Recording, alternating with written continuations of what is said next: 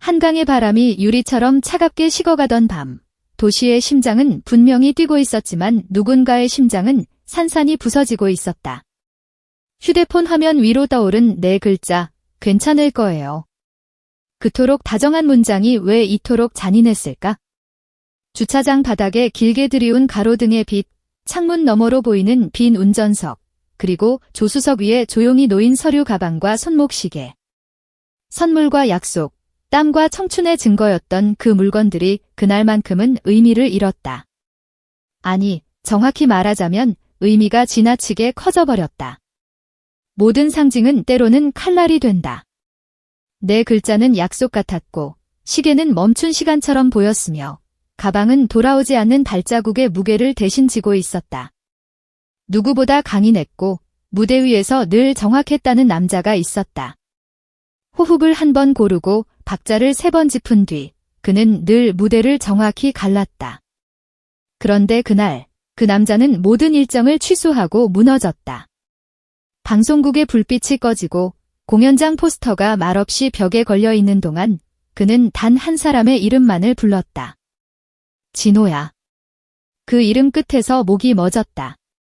기자들이 던지는 질문도, 팬들이 붙잡은 휴대폰 화면도, 뜨겁게 달아오른 댓글의 파도도 한순간 멈췄다. 그리고 눈물. 그가 울었다는 사실 하나만으로도 밤은 영영 끝나지 않을 것처럼 길어졌다. 새벽 3시 40분, 도시가 가장 약해지는 시간. 경기도 남양주의 폐공장에서 구조신호가 감지됐다. 바람이 통과할 때마다 금속문이 달그락 울렸고 먼지 낀 천장의 환등이 심장 박동처럼 깜빡였다. 경찰은 생명에는 지장이 없다는 1차 소견을 전했지만 심리 상태는 매우 불안정하다고 덧붙였다. 그 말 한 줄이 전국을 가로질렀다. 사람들이 같은 시간에 같은 문장을 읽었다. 잠들지 못하는 도시, 동시에 숨을 삼키는 도시. 그 순간부터 모든 건 이야기였다. 그런데 이야기는 언제나 질문을 낳는다. 왜, 어떻게, 그리고 누가. 기자회견장. 카메라 플래시가 번개처럼 번득일 때 그는 걸어 들어왔다. 단호함을 가장한 떨림, 침착함에 묻은 균열. 그는 제 가족이자 제 인생의 절반입니다. 제발 그를 지켜주세요. 그는 그렇게 말했다. 말의 끝이 떨릴 때 사람들은 본능적으로 진실을 감지한다. 그가 가수를 넘어 사람이 되어 서 있는 모습을 보는 일. 그것이야말로 이 밤이 우리에게 강요한 감정의 골자였다. 누군가는 메인 뉴스를 멈추고 긴급 자막을 띄웠고 누군가는 침대마 스탠드 아래에서 기도를 시작했다. 팬들은 해시태그를 만들었다. 용빈 오빠 울지 마요. 진호 매니저님 꼭 돌아오세요. 해시태그는 단지 말이 아니라 수백만 개의 심장 박동이 달라붙은 촉수였다. 마른 길을 찾아 퍼져나갔다. 이틀 후 폐공장 안에서 싸움의 흔적이 발견됐다는 소식이 전해졌다. 더 엉클어진 것은 매니저의 가방에서 발견된 전송되지 못한 문자였다. 형 혹시 누가 우리를... 문장은 그 앞에서 끊겼다. 끊긴 문장이야말로 세상에서 가장 큰 문장이다. 남은 말이 무엇이었는지, 누구였는지, 왜였는지 그 모든 의문은 하나의 소용돌이가 되어 여론 속으로 빨려 들어갔다. 일부 방송은 협박서를 제기했고 또 다른 채널은 계약과 독립, 그리고 업계의 물밑 파도를 소환했다. 하지만 그는 한마디도 내놓지 않았다. 단지 그 사람을 지켜야 한다고만 반복했다. 침묵에는 때로 말보다 더 큰 소리가 있다. 그의 침묵은 소란을 잠재우지 못했지만 소란으로부터 한 사람을 보호했다. 그 사이 경찰은 매니저의 노트북에서 익명의 이메일을 발견했다고 발표했다. 제목은 그만둬. 본문은 짧았지만 냄새는 정확했다. 협박과 경고의 경계에서만 풍기는 금속성 냄새. 동시에 한강 주차장의 CCTV는 정전으로 녹화가 끊겼다는 사실이 전해졌다. 화면이 지워진 자리에서 사람들은 상상으로 채워넣기 시작한다. 상상은 언제나 사실보다 빠르다. 그리고 빠른 상상은 오래 남는다. 도시의 카페에서, 버스 정류장에서, 사무실과 편의점과 야간 도서관에서 서로 다른 목소리가 같은 이야기를 꿰맸다. 이야기의 바늘은 얇았고 감정의 실은 길었다. 병원에서의 재회는 의외로 조용했다. 휠체어가 와서 멈추는 소리가 희미한 울림으로 복도를 채웠다. 얼굴에 남은 상처보다 눈동자의 생기가 먼저 보였다. 그는 주저없이 무너졌다. 진호야, 왜 아무 말도 없이 뭔가를 설명하려는 말들은 다 울음으로 번역되었다. 매니저는 낮게 속삭였다. 형, 미안해요.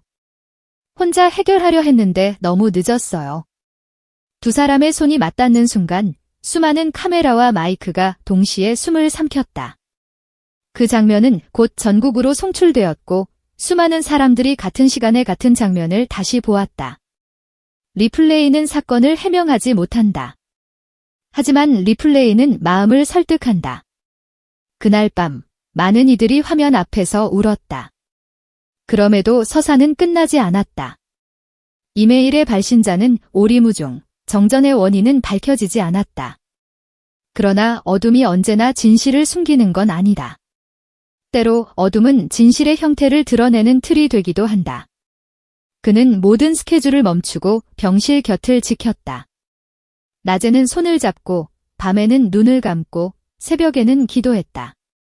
진호야, 다시 웃자. 우리 다시 무대 서야지. 문장은 짧았지만 그 문장 안에는 수많은 공연의 조명이, 수천 시간의 대기실 공기가, 수만 번의 리허설 땀이 한 번에 되살아나는 기묘한 힘이 있었다. 음악은 기술이 아니라 기억이라는 것을, 무대는 혼자가 아니라 함께라는 것을 그는 그날 처음부터 다시 배웠다.